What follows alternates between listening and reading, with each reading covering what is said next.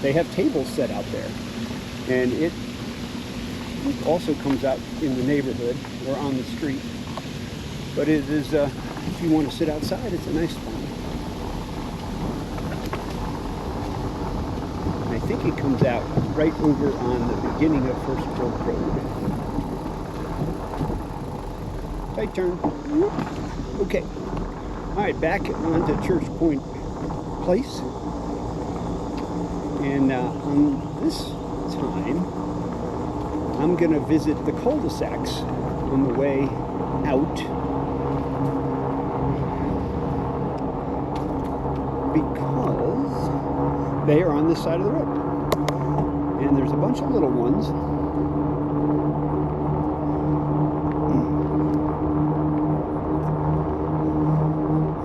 Fletcher Mews, which I'm pretty sure was named after Jimmy Fletcher, who was one of the builders back here. Him and his brother Marvin, brother-in-law Marvin. These are cute. A little bit of elevation back here. I'm going to scoot through this driveway because you'll see that it connects the cul-de-sacs. And that's what makes this a comment, because that little section in there brings us out to the next cul-de-sac.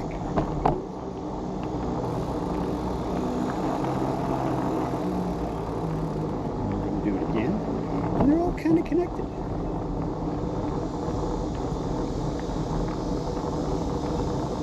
I can honestly say I don't think I've ever done this the whole way. I have to be careful to make sure that I look for the pass-through, because something I didn't say is there are 1, 2, 3 connections to the adjacent neighborhood, which is Thoroughgood. I believe this is the first one right here. So I am on,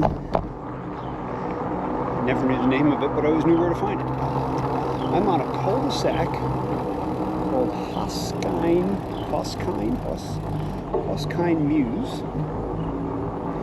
If you watch this video and you hear me butcher that pronunciation, please let me know. So back here in the shade and the trees, I'm going to slow down because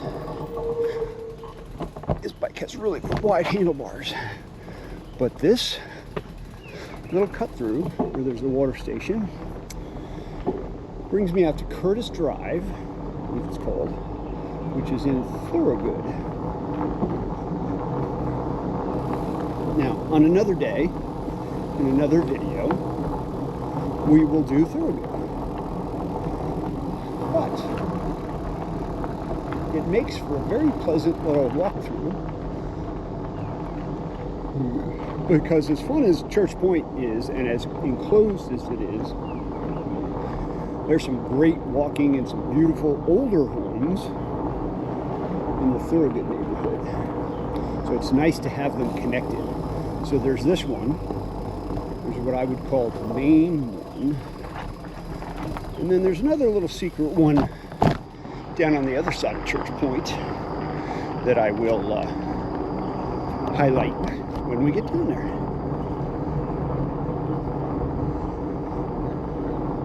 So I wouldn't call this an alley so much. If you live here in Church Point and you're over here on the Commons and you're on this side, let me know if you call this an alley or a thoroughfare or a connector road, feeder road, what? I don't know. But it's kind of cool.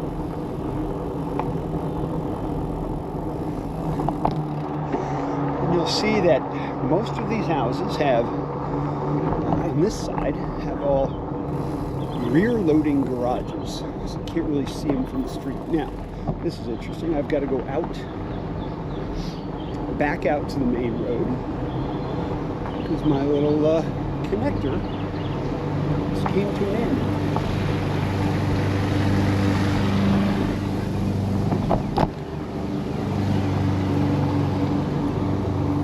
So we'll go back out to Pilgrim's Mew.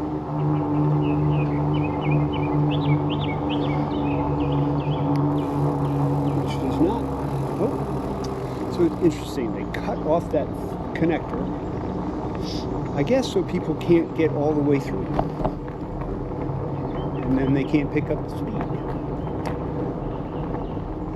But this is, oh, nope, I just wound up on somebody's sidewalk. I didn't mean to do that.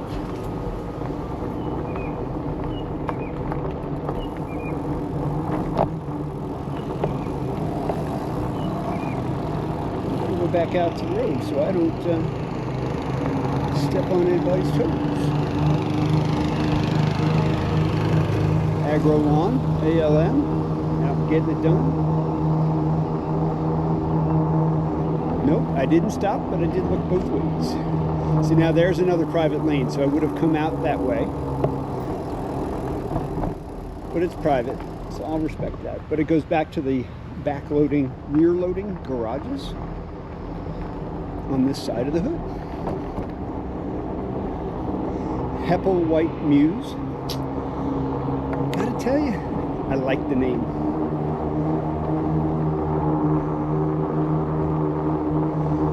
Beautiful homes. Ooh, that looks nice. Looks like they have a little pool back there. Very nice. Little pool, nice setting. More long driveways, accessing, rear loading garages. So as you can see, the driveways and the garages are obscured from general view, which keeps things up.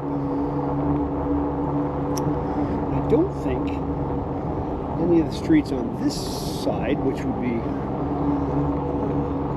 the ones that back up to First Court Road, they're all side loading garages or rear loading garages so that they are not facing the street.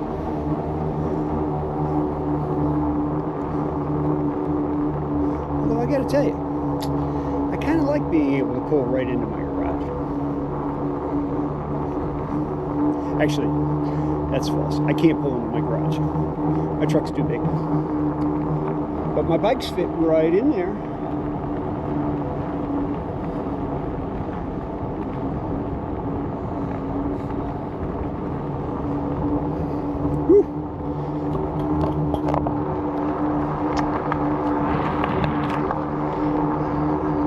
That we got some of that and that we didn't come too loose and bounce around and bounce up.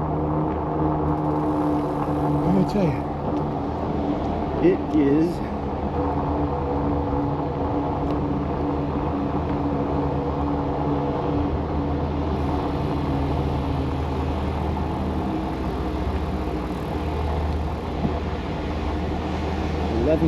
so it's high noon in Church Point.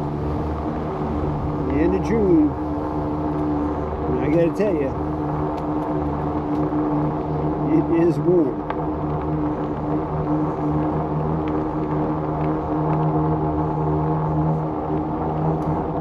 Hey,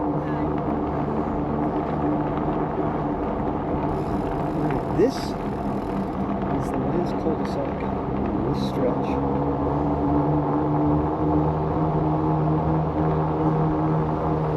I know that because I recognize the fence that runs alongside the pathway that gets us out to back out the curb. There's the private lane. I said it was last cul-de-sac. I must have been wrong. Stone Church Mews.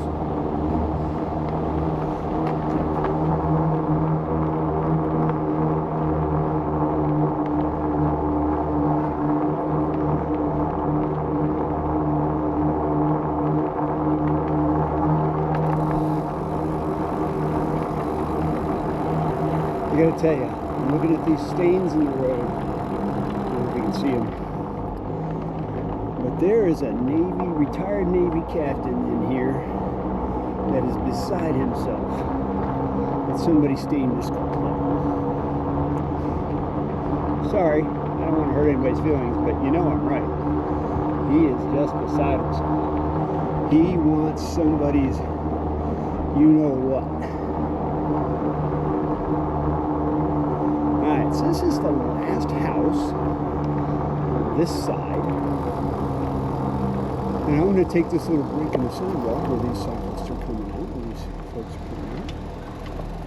And I'm going to take what I would call the main connection between Church Point and Thurgood. It's kind of pretty. It's got a big park. I'll show you that a little more when I come out. I call it park. It's called more of a green space. It's kind of fun.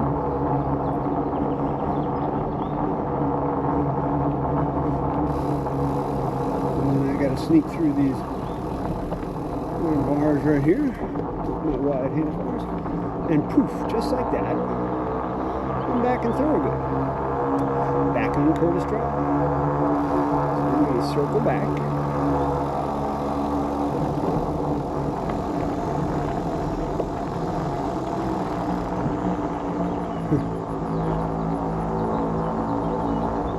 Looks like a dragon.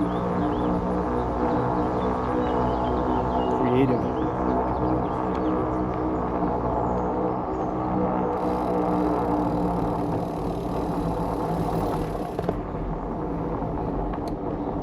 So those homes, again, were all built in the early to mid 90s. There's the park, green space.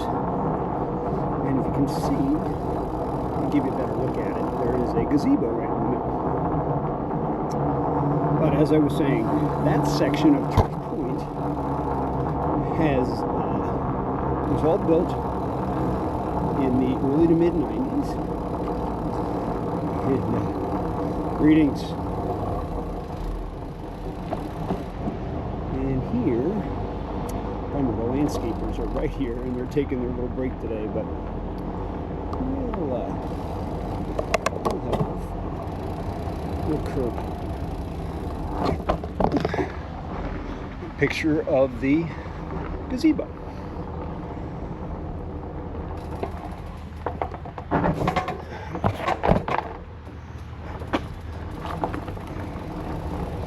And a freeway.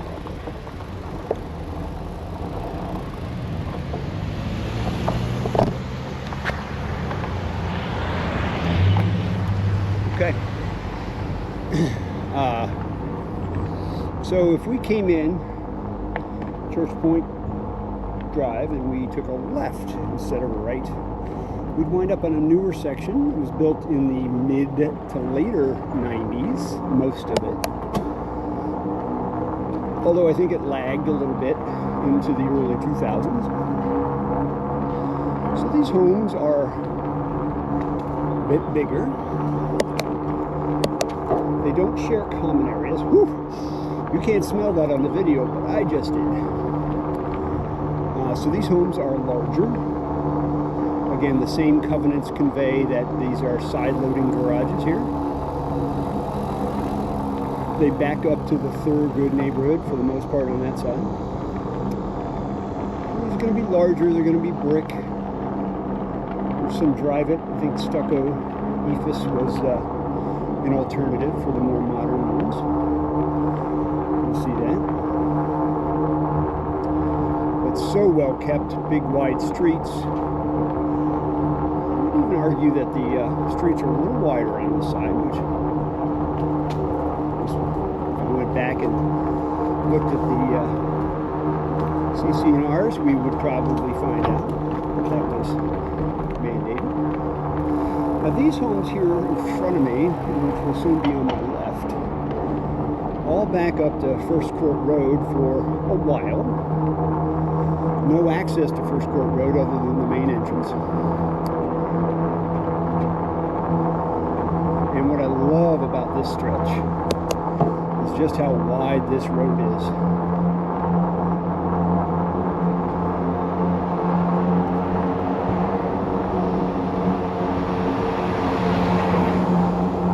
Maybe I got behind the garbage truck, which is why it's small. 3 3-car garage there.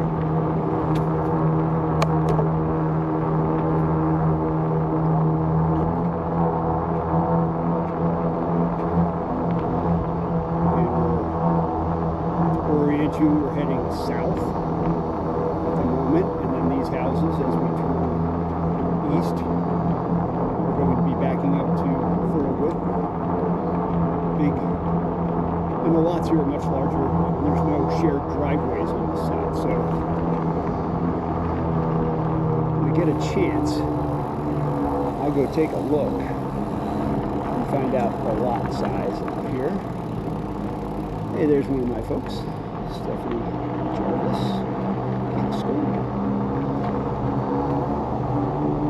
Look how beautiful these lawns are. I'm going to have lots of chances to show you some even more beautiful homes as they continue to progress back through here.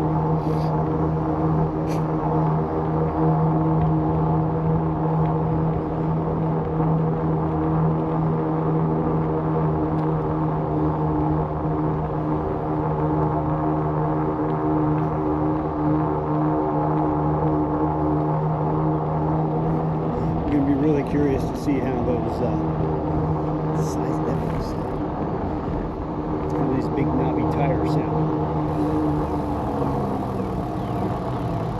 This is a cut through to First Court Road, which, if I'm being honest with you, I can't recommend. It would take you out to the city park at Baybell Farms, but you gotta come right out on First Court Road. So. And I mean, you drop right onto First Court Road. There's no signs or anything right there. So that one I would recommend.